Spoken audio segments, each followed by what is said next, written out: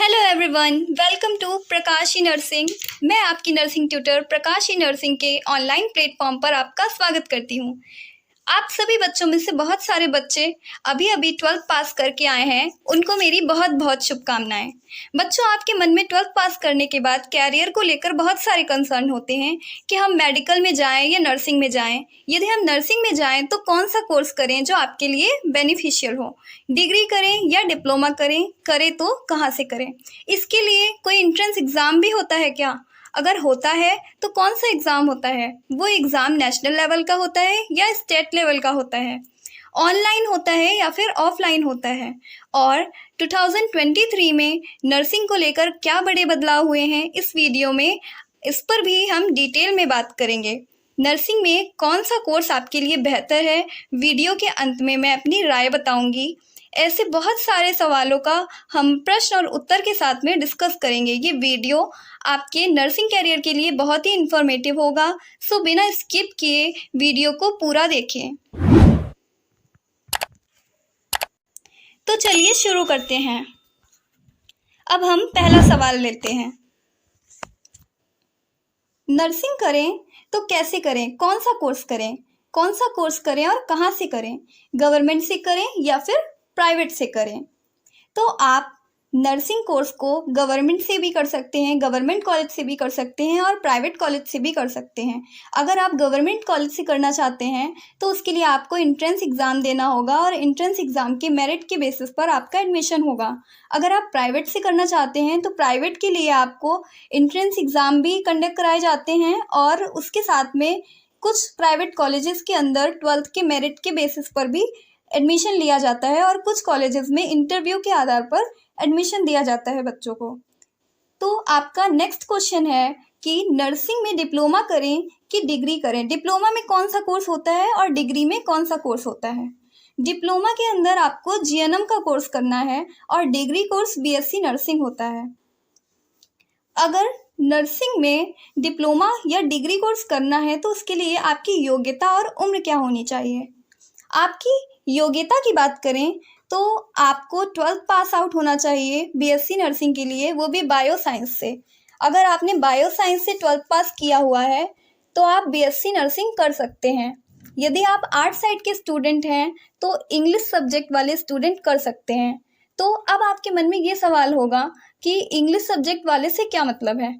जब आपने 12th किया और उसमें आपके सारे सब्जेक्ट्स में से एक सब्जेक्ट इंग्लिश भी होना चाहिए। अगर आपने इंग्लिश से आर्ट साइड पढ़ा है तो आप जीएनएम कर सकते हैं, बिना बायो के भी कर सकते हैं। अब आपकी एज की बात करें तो एज आपकी 17 से 35 साल के बीच में होनी चाहिए, तो आप जीएनएम कर सकते हैं और बीएससी नर्सिंग भी कर सकते हैं। तो आप नेक्स्ट क्वेश्चन की तरफ चलते हैं। अगर नर्सिंग में डिप्लोमा करें या डिग्री करें तो ये कितने वर्ष का होगा? अगर आप नर्सिंग में डिप्लोमा करेंगे तो वो 3.5 वर्ष का होगा, जिसमें कि 3 साल आपकी कॉलेज में आपको पढ़ना है, एग्ज़ाम देना है और 6 महीने की आपकी इंटर्नशिप होगी। और अगर आप डिग्री कोर्स यानी बीएससी नर्सिंग करते हैं तो आपका 4.5 साल का ये पूरा कोर्स होगा, जिसमें कि 4 साल आपके कॉलेज में आपको स्टडी कराया जाएगा और उसका एग्ज़ाम होगा और जो 6 मंथ होंगे, 6 मंथ की आपकी इंटर्नशिप होगी जो कि हॉस्पिटल में ड्यूटी कराई जाएगी। अगर नर्सिंग गवर्नमेंट से करना है तो कहाँ से करें और कौन सा एंट्रेंस एग्ज़ाम देना होगा? अगर आपको नर्सिंग गवर्नमेंट से करना है तो उसके लिए आपको AIIMS nursing entrance exam, BHU nursing entrance exam, JIPMER nursing entrance exam, MGM nursing set exam और इग्नू ओपन नेट एग्ज़ाम और आरयूएचएस यानी कि राजस्थान यूनिवर्सिटी हेल्थ साइंसेस का एग्ज़ाम कंडक्ट कराया जाता है, जिसके ज़रिए आपका एंट्रेंस लेकर के मेरिट बनती है और कॉलेज मिलते हैं।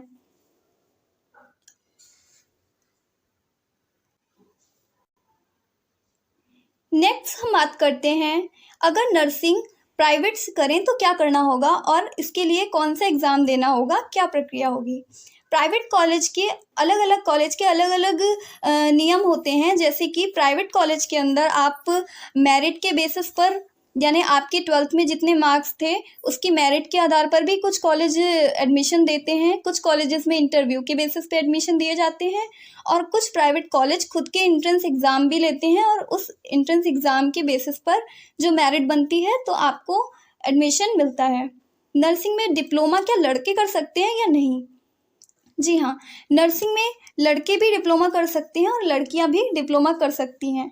इसमें कोई जेंडर का इक्वलिटी है और कोई मतलब ऐसा नहीं है कि आप लड़के हैं तो नहीं कर सकते। नर्सिंग गवर्नमेंट एंट्रेंस एग्ज़ाम का पाठ्यक्रम क्या होगा?